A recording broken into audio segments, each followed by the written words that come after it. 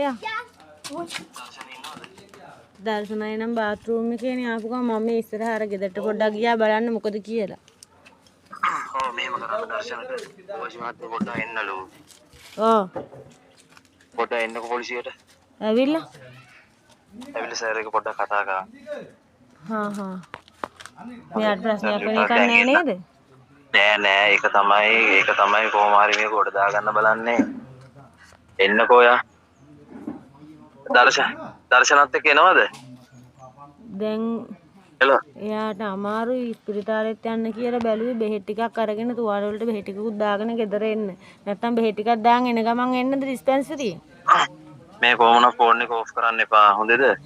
මේ කිව්ව විදියට මේව කරන්න. අනිවාර්යෙන් ෆෝන් එක ඕෆ් කරන්න එපා.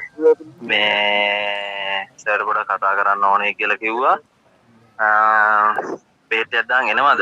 දැන් හරියටම කියන්න ඕනේ මොකද්ද කියන්නකෝ සර් මම මේ මිනිස්සුත් දැන් අපිට අහන්නේ මොකද්ද කියලා.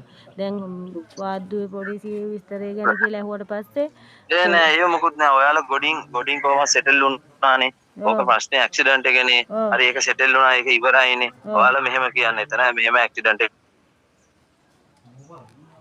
හෙලෝ.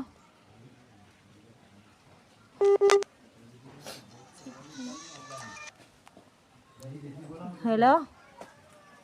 කෝල් එකක් ආව සර් කියන එක ඇහුන්නේ නෑ. මෙහෙම කියන්නේ.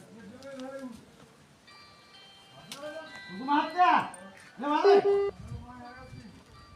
ඔය මාල් කුරියා.